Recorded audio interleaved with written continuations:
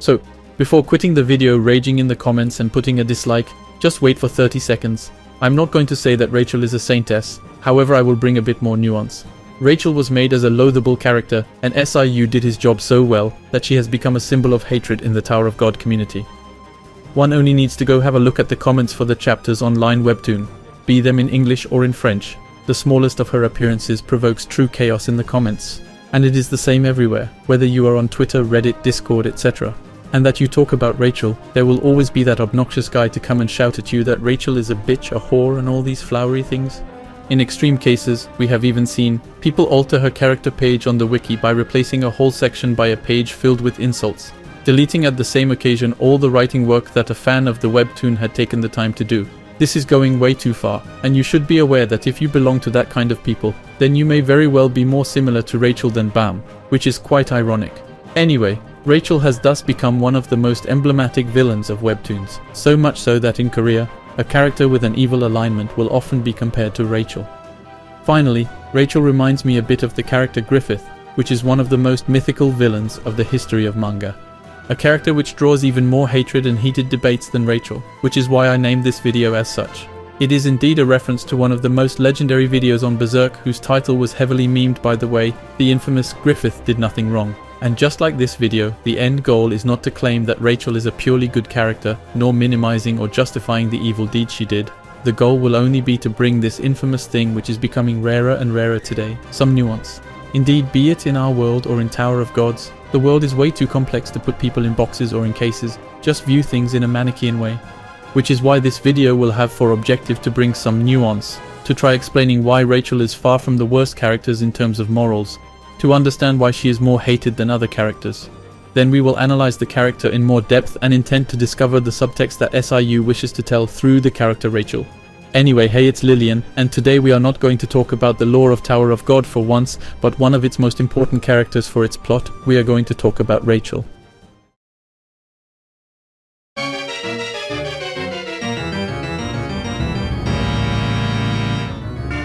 First things first, we are going to note what acts of evil were committed by Rachel and why, in order to refresh our memories.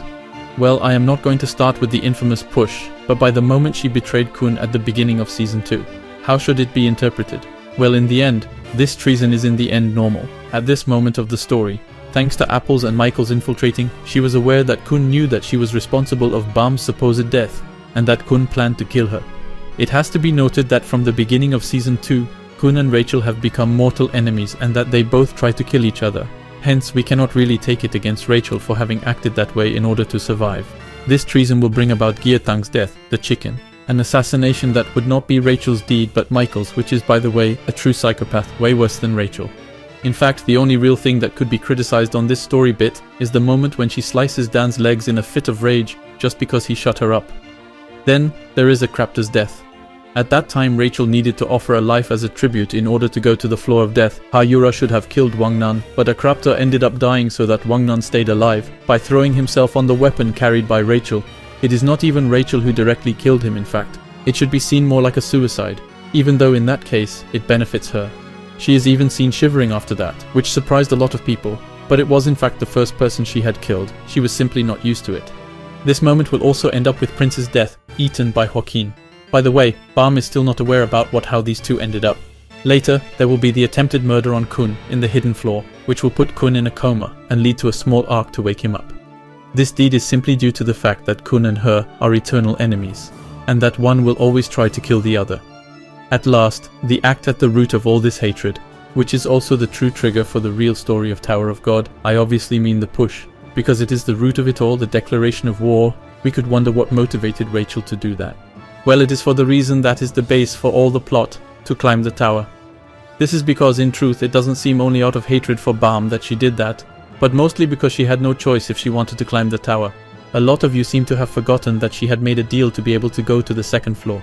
A deal with Hedon which offered her the help of someone very powerful, Akryong. He is used as Rachel's sword hand, so that she could pass the tests of the second floor. Even though we do not know the precise terms of this contract, pushing Bam was certainly a part of it. It was the only possible option for her to climb the tower, and in the end, it was only a trap laid out by Hedon and Fug to make Bam appear as dead. Nevertheless, it is known that it was not that hard for her to do so, that she did not have much remorse. and it is notably because she hates Bam. Plus, this seems to go beyond a simple jealousy, but we will come back on that later. Now that we have quickly observed the wrongs she did, let us see what happens when we compare her acts to those of other characters in Tower of God.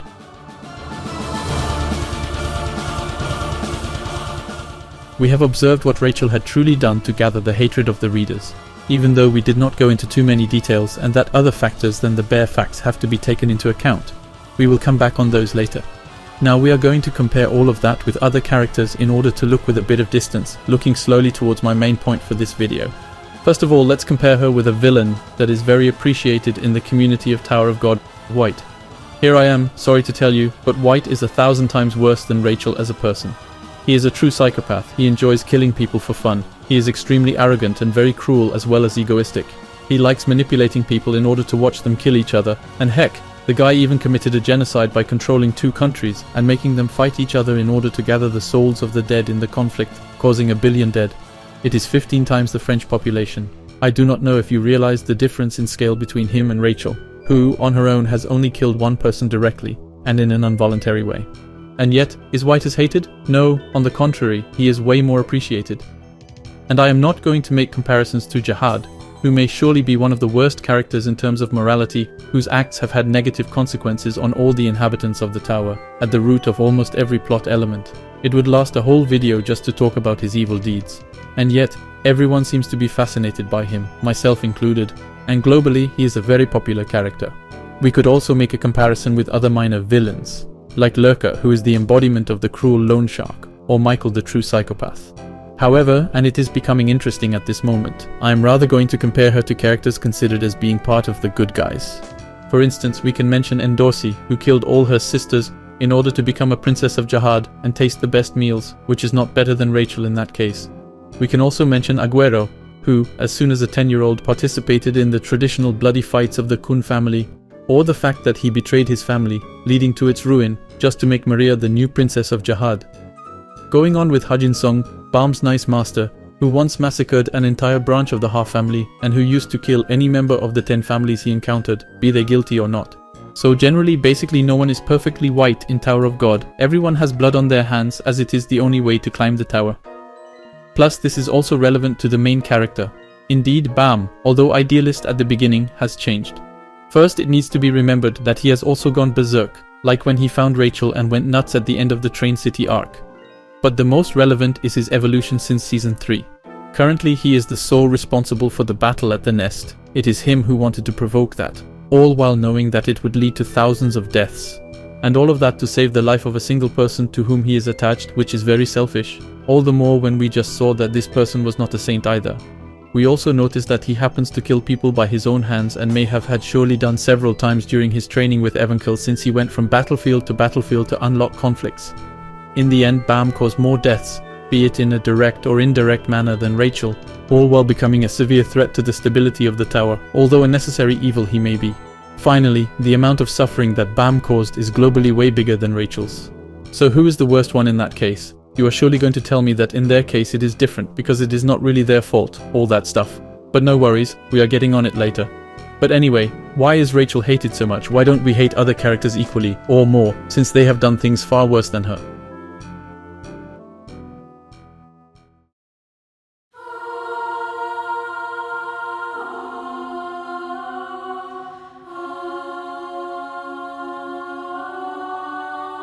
The first thing that is mentioned when talking about Rachel and wondering about why she is hated, beyond her acts and the way she became Bam's enemy, is her personality, and that, no one can deny it, Rachel is clearly a vixen. We will come back to it later in the character analysis, but she is someone who lets her emotions guide her, emotions very often negative in nature, anger, jealousy, envy, etc., which is something I totally understand, but think about it for a second. Is her personality alone enough to make her more hated than a mass genocider? I do not think so. There must be other elements to the picture. In the case of the comparison between Rachel and the characters having led to the most deaths, these extreme cases being White or Jihad, we will need to turn to psychology with a law called law of proximity. It is a law that is often applied in journalism, for instance, which lies upon a simple fact. Information varies in relevance according to the proximity of the person receiving the piece of news. Plus, it is easily demonstrated. If we quote recent news, or at least recent when I write this video, There was on November 28, 2020, the deadliest terrorist attack of the year in Nigeria, where at least 110 farmers were massacred by jihadists, and yet no one talks about it. No one seems to care while being way more preoccupied with finding a way to buy Christmas presents during a pandemic. As it occurs far from home, we do not care. It is not our concern, and media does not talk about it because of our lack of interest, as it is way more profitable to them to talk about things that matter to us. This law of proximity is not limited to geographic proximity, but also temporal proximity, societal proximity, personal proximity. With that, our lack of interest for White's crimes is easily understood, as all the conditions are gathered for us not to care about it. Even though White has killed 1 billion people, these people are far remote, as they are in the outer tower, at an unknown floor, a place that we have almost never seen in the other floors as well. These people are detached from us in time, as it is an event that occurred more than 600 years ago. Also, personally irrelevant because we know nothing about them. We do not know a single of one of these victims, nothing about their country, etc. At last, they are socially remote as they are non-regulars, and that since the beginning of the story, we only followed regulars or rankers. There is another cognitive bias concerning the number of victims, mentioned by psychology professor Paul Slovic, showing that the bigger the number of casualties, the lesser our empathy for these victims. He used to say, "One life is extremely important and precious, and we will do everything to protect it and save it." But as the figures rise, our feelings do not grow in proportion. There are tons of examples and cases backing these words. For instance, the global reaction to Alan Kurdi's picture of a 3-year-old Kurdish Syrian boy who drowned in the Mediterranean Sea in 2015, when his family tried to reach Europe to escape from the Syrian civil war. Monetary relief for humanitarian groups had risen greatly for a week.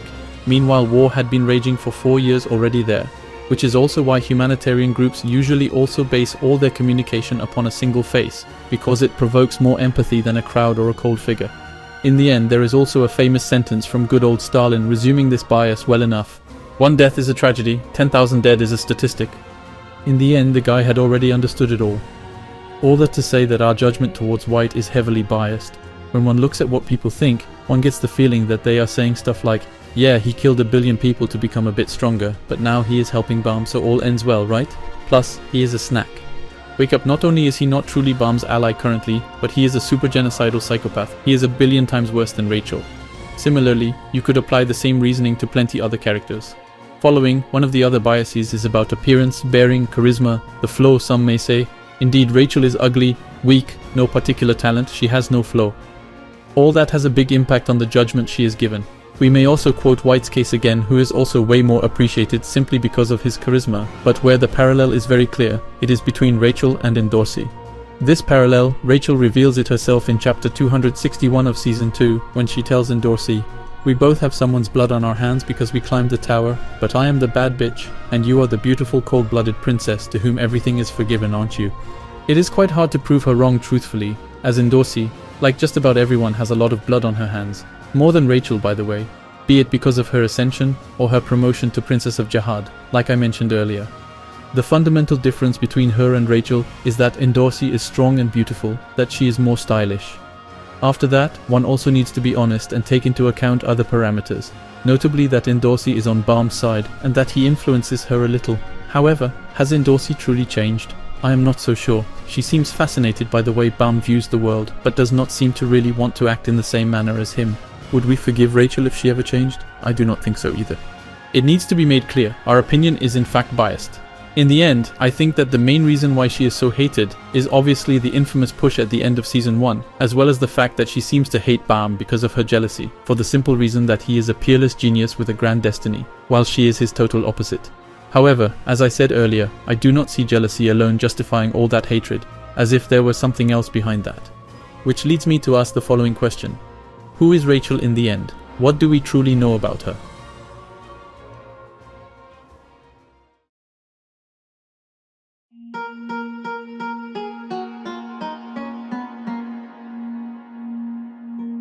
First of all, it is important to note that we do not really know who she is. What I mean by that is that there are a lot of unknowns around her, that we ignore her past, and that she seems to be aware of extremely important secrets. Besides, the only vague info that we have on her past is that she is used to cleaning and tidying since childhood. It is also known that she is one of the very few people to know about Arlen Grace's existence, and that more than simply being aware of her, Arlen seems to be a really important person for Rachel. She is seen several times mentioning her, and when she does, she gives clues that seem extremely important concerning her own past and Baum's. First of all, we notice Arlen's importance for Rachel. When in chapter 311 of season 2, when facing Hayura, she thinks, "It's unfair, I want to go. I want to leave, I want to leave, Arlen." All that while pushing away Hayura, who is seemingly the only person to still support her, Rachel thinks about Arlen, as if she were the only person she could trust. Another line of dialogue that is paramount to me is the answer she tells Wang Nan when he questions Rachel on her goal in chapter 240 of season 2. "What I want is simply a blue sky filled with stars and a cool breeze. This tremendously beautiful scenery that this person longed for all her life. If only I were capable to see it myself, I would be satisfied." This person she mentions is obviously Arlen, since just after that she thinks about Arlen and her prophecy. Thus, it can be deduced that even her ultimate goal, that which she was ready to give so many things up for, comes from Arlen Grace and her obsession of leaving the tower. At last, the most important line in the webtoon to me is when she tells Bam in chapter 314 of season 2, "Do you think that you were born to come in here, defeat Jihad, and become the hero that would change this tower? No, Bam, you were not born for that. You were not born to save this tower. You are a monster, born to curse and consume this tower. Arlen always called you this, a monster." There would be so many theories to craft on that statement, but what needs to be kept in mind is that Bam himself does not seem to know everything about his own past, and that it may not be rosy. And that links up to another quote from Rachel during season 1, chapter 77, when she faces Hedden after Bam succeeded the test, and just before Hedden's contract. "Bam took everything I had." I get the feeling that when she says that, it means something deeper than simple jealousy towards Bam, as if there was something more unforgivable he had committed, be it willingly or not. While it may seem strange, especially in contrast with the benevolence Rachel showed Bam when she raised Bam, we know her talents for acting. Also, it is important to note that we lack a lot of information between the moment when Bam and Rachel are in the cave, when Bam has long hair and a simple cloth, and the moment when he pursues Rachel just before entering the tower, when he has short hair, real clothes, and has gotten a bit taller. Furthermore, we ignore everything that occurred between these two events. Nonetheless, some elements are a bit sketchy, like Bam's flashback in chapter 25 of season 1, when Rachel has her hair pulled by someone other than Bam.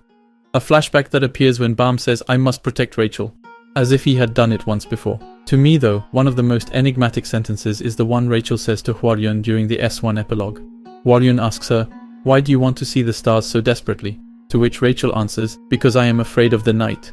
Since Bam means night in Korean, in fact she means "because I am afraid of Bam." But why? What may have happened between them that we ignore? And why would going to the top to see the stars would allow her to escape from her fear of Bam? It might be just a sentence with several meanings that may just be here for style, and I may be excited for nothing, but when we put together everything I talked about, we really get the feeling that we are lacking one capital piece of information or an important scene, and we realize that beyond not knowing much about Rachel, well, we don't know a lot about Bam either.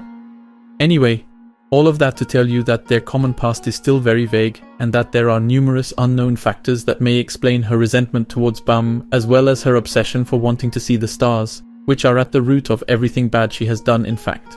It is worth noting that we ignore what Rachel did between her treason of Kun and the Hell Train saga. However, we know that she may have met, maybe during this period of time, and discussed with one of the bearers of the Red Rings of Jihad, whom I suspect to be the boss by the way, since it could not have been Karaka because the discussions they had on the floor of death show that they did not know each other.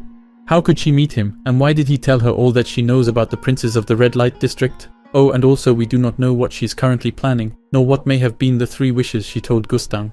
I may very well have theories to share with you, I'm dying to do so actually, but it is not the topic of this video, which will already be long enough. Maybe for another time?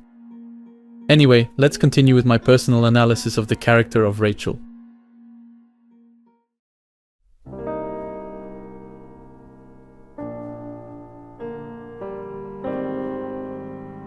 First of all, this is only my personal analysis of Rachel. It is not the only way to interpret the character, nor a set of truths. It is just my subjective opinion that I am trying to build as rigorously from objective pieces of the story. If you do not agree it is all well and good, don't hesitate to give your own analysis in the comments or elsewhere. Confronting several opinions is one of the most interesting things to do when discussing a character such as Rachel. But please take your time to think, and do not limit yourself to a mundane "Rachel is just a bitch." Well, here is what I think of Rachel. To me, Rachel is an average human being put in place of a classic shonen neketsu hero in a story that is not a shonen neketsu. I will explain myself. First of all, what do I mean by a classic shonen neketsu hero? I mean the kind of hero that will start very low, with no particular talent, but will seize all the means to accomplish his dream, and who, by sheer force of will make his dream true. These are typically characters like Naruto, even though the more it goes and the more we notice that the guy was quite heavily advantaged from the beginning, if I do say so myself. Instead, rather someone like Rock Lee, the true hero of the manga. Anyway, Rachel is this kind of character in the end, except that the world in which she evolves does not allow such a thing. Tower of God is a cruel world where luck is one of the main factors to determine whether or not make one's dream true is possible or not. It is stated from the very beginning by SIU in Leroro's test, when the ranker tells a random guy shouting because he cannot go through the Shinsu barrier. Do you understand now why you cannot access the upper floors? It is not because you were not strong enough, or that you had not produced enough efforts, it is just because you were not chosen. Besides the fact that fate seems to be a paramount concept in Tower of God, especially in Tulsa user story, and seems unchanging. In this world, one cannot become truly strong by making push-ups like Rock Lee. It might be worth a try, but if one has no talent, one's progress will be so small that within that same time frame, a genius that may have trained a tiny bit would have made 10 times your progress. Rachel will nevertheless act like a shonen neketsu protagonist, by using all the available means to reach her goal. She will always get back up, even after the worst humiliation and struggle against her non-existing fate, fighting against the very concept of fate itself. However, in such a world, by having no talent, no beauty, no grand destiny, not coming from a prestigious family, etc., there is only one weapon remaining at her disposal. Deception, fraud, perfidy, deviousness, shams, deceit, tricks. In fact, coming back to being morally white would mean abandoning her dreams somehow, since now, it is impossible for her to get carried to the top by Balm after everything she did. Kun as well as all the others would never accept it, and even Balm has now cast her aside. In the end, what differentiates Rachel from a standard shonen neketsu protagonist? First of all, the fact that she abandoned all morals in order to reach her goal. Indeed, even if this type of character is ready to do anything, it often keeps a set of morals, some virtue. On the contrary, even if we saw her trembling after Akrapta's death, that he himself provoked, she quickly tried to convince herself that it was not so bad, that she had to get used to it, that it was only killing people after all. Then, the fact that she is often guided by her emotions, which are often negative ones. Like I explained when she sliced Dan's legs. She is often jealous, frustrated, angry, etc. Finally, I think that all these flaws make Rachel one of the most humane and genuine characters in Tower of God. And I'm convinced that plenty of readers are far more akin to Rachel than they may want to admit, the numerous waves of indignations provoked by this character being the best proof of that. It may very well be one subtext that SIU wishes to communicate. On that point, it is subtext we are going to talk about now. What is the subtext SIU wishes to get across through Rachel?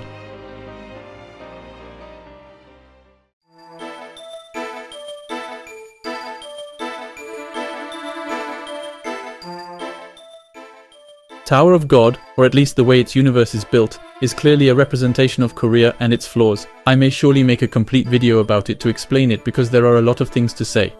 But to me, Rachel represents very well two critics that SIU has towards his own society. The first is that physical appearance influences our judgment. Indeed, Rachel is judged more severely, and it is a euphemism, notably because of her appearance. It is easily observed, as I explained previously, with what I may call first impression fanboys, who are going to hate Rachel but adore White or Jihad, as is resumed by the dialogue between Rachel and Endorsi. Besides, if one searches for real-life examples, there are some enlightening ones. You may consider the instance of the infamous Ted Bundy, who was an American serial killer who raped and killed 37 women, officially, the youngest of them being 8 years old, and used to keep going sometimes after his victims died with necrophile acts until the bodies were rotten. His estimated number of victims is probably over 100. I will spare you the numerous sordid details over his modus operandi, but in spite of the horror of his crimes, numerous women wished for his liberation, and he has still numerous fans today, more than 30 years after his death. All of that because he was handsome. Simply that. It's like the USA's own White of sorts. All that being said, the link with the South Korean society? It would be too long to go into further details here, but it is known that physical appearance is extremely important in South Korea, to the point where parents are the ones inciting their children, as soon as their teenage years, to get chirurgy in order to increase their chance to land a good job or a better marriage. According to Gallup Korea poll, it is as much as 1/3 RD of Korean women from 19 to 29 years old who have already had plastic chirurgy. It tells the extent to which beauty is primordial in Korean society. Besides, there is a very good webtoon on that matter. It is called Lookism, and I suggest you read it. It is a very nice and interesting webtoon. Anyway, I think that the character Rachel is also there to criticize the privileges naturally granted to physically appealing people, especially in South Korea. It underlines the fact that someone's appearance influences our judgment, as numerous characters are way worse than her, but are judged far less severely because it's alright, they are cool, so it doesn't matter. SIU managed so brilliantly to convey this message that we were all duped. After that, Rachel embodies a global critique that SIU targets at the South Korean competitiveness. Indeed, the regular system fighting against one another to climb the tower, but also the ranker system staying competitive with the rankings of the RAO, is a system which is quite similar to the one in South Korean society and broadly in any very capitalist country. To climb the steps, will and grit are not very determining factors. One needs luck to have good opportunities, innate abilities, to be born in a good family, to already be rich, to be pretty handsome, etc. Very similarly to the tower in its globality. To me, Rachel is the symbol of the offshoot that this system can bring forth. She is constrained by her lack of talent, beauty, etc. to using underhanded methods and abandoning her morals in order to be able to reach her goal, in order to make her dream come true. If climbing the tower were not a giant competition where one has to step over the others to continue climbing higher and higher, Rachel would have never become what she currently is.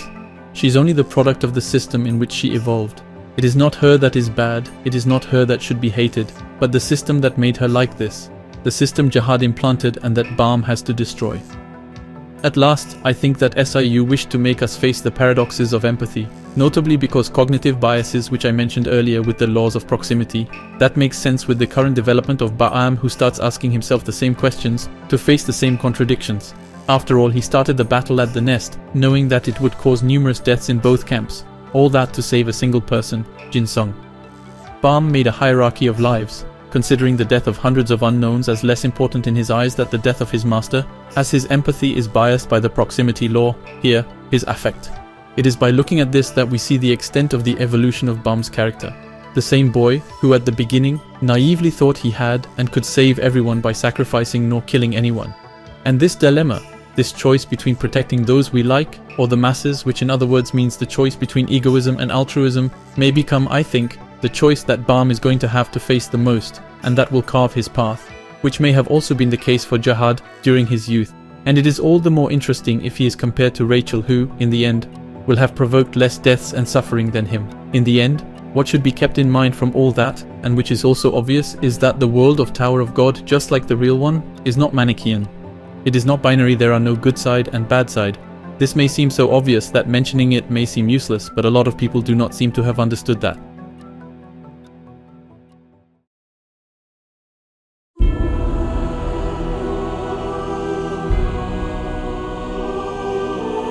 To shorten a lot my analysis of Rachel, she is like a protagonist of Shonen Neketsu, while the world she lives in is incompatible with this kind of story. She has a lot of flaws and no talent, which drives her to fight with what she has. Furthermore, she is a very humane character whose emotions are often taking priority over reason, which in the end leads her to do bad stuff against the main characters that are presented as the good guys. Thus, readers hate her more than anything. Meanwhile, there are a lot of characters, notably main ones, who have done far worse than her. Besides, it is a character whom we ignore almost everything about and behind which a lot of mysteries are hidden. SIU aims at showing the consequences of a competitive system through Rachel, a system similar to South Korea's. He manipulates us in order to have us readers hate her more than the others to prove his point, so that our own hatred towards this character serve as an example for judging people for their appearance. However, SIU does not only create a character that is a critique without bringing a solution. There are two characters symbolically opposing Rachel and bringing a solution to the problems surrounding her. The first being obviously Baam, who is the symbol of talent and privilege themselves, but who will use his strength to change things and act for the common good, well, should do. And the second is Wangnan, who, like Rachel, has no talent, but who never gave up his morals and has always given things his all. He is the true Rock Lee of Tower of God somehow, even though, just like Rachel, we ignore most things about his past. So in that case, is Rachel bad, or did she really do nothing wrong? From the very beginning, Rachel was trapped. Just like I explained earlier, the moment when everything was set in stone is when she entered the tower and made her contract with Hedon. But what would have happened had she not done that? She would have been expulsed from the tower, and that would have not been much better for Baam, since he would have chased her in vain, as she would not have been here. Besides, as Rachel was Baam's everything, as she was his star, for her, it was the stars themselves which were Rachel's everything. Being really able to see them is her only goal, her raison d'etre, the only thing tying her to Arlen, whom she seems to deeply love or worship. If this dream were to become impossible, could not be reached, it would become the same as dying for Rachel. Hence, can we truly hate her for doing everything to seize it? Can we truly reproach her the fact that she made such extreme choices, if in the end it is the system of the tower that drives her to act like this? First, I think it is hypocritical to mention egoism for Rachel. Meanwhile, Bam does exactly the same thing by wanting to save Jinsung at the cost of hundreds, thousand lives. Then, if we put ourselves in Rachel's shoes, to be refused the possibility to accomplish one's life goal before even trying, in a purely arbitrary fashion, just because one is not destined to do so, will be perceived as a great injustice. Which also explains the hatred Rachel has with the concept of destiny. In the end, Rachel is only the product of her environment. She is not the principal person accountable for her acts because she is just a victim of the world she lives in. True evil lies in the competitive system created by Jahad, as well as the fact that in Tower of God, innate abilities globally beat acquired ones, and that each individual seem to carry a destiny at birth that they visibly cannot change. Which is why I think that it is not crazy to say that Rachel did indeed nothing wrong. To conclude, I would like to say that Rachel is a truly fantastic character. She is complex, very humane, full of flaws, plays perfectly her role of antagonist, stays very mysterious, even fascinating on some aspects. There are a lot of questions around her character and she is a key component of the plot. In the end, she is a character that tells something, which is why she is one of my favorite characters, and it may also be why she is SIU's own favorite character in Tower of God. She may be easy to hate, but she is a character I love to hate. The reason I made this video was primarily to bring nuance, to analyze the character, and trying to calm down the self-proclaimed Tower of God fans whose mouths only say fuck Rachel. The hatred she gets from the fans is completely disproportional and senseless, especially since she is far from being the worst. Instead of wasting one's time spitting one's hatred on a fictional character, I would recommend thinking about what the character has to tell, what it symbolizes for the plot, and all the possibilities it opens, all the secrets it hides, and all the theories that can born from them. Because when one is content with insulting without thinking, one's behavior is impulsive and devoid of reflection and subtlety. This is behaving exactly like Rachel would. And finally, would it not be that the message SIU wishes to transmit? Voila, this is all for that long video which, while being a video about my personal resentment, is mostly an analysis video of the character Rachel. I really wanted to make it because I was annoyed seeing people who not only insult Rachel all day long but also seem to totally deny her importance in the plot. They wish she was dead as soon as possible. Plus, well, it's my mother's name, so yeah, well. On another topic, I am thinking about starting a Did Nothing Wrong video series on some antagonists, where I enjoy being the devil's advocate or analyze characters in order to justify or understand their actions. I think it could be very interesting, plus it is also a good occasion to laugh while watching people rage in the comments. In truth, I find this kind of videos very interesting to center debates around since it will greatly depend on our personal conceptions of morals. Are acts what determine a person's moral inclination? Is it rather the consequences of their acts, their intentions? Are individuals actually responsible for anything since they are only the products of their environments? Going further, do good and evil truly exist? It is the true question that we are asked, and it is way too complex to be answered in a single video, without mentioning that I am clearly not competent enough to talk about it. But you can give your own opinion on it by writing a refined and elegantly written comment with a good structure. I'm asking for punctuation and line breaks if you are so inclined. On that note, I leave you freely unsubscribe, dislike, rage in the comments and share with your friends so that they do the same. And I meet you for the next video that will be on the topic of heck, I don't know. See ya.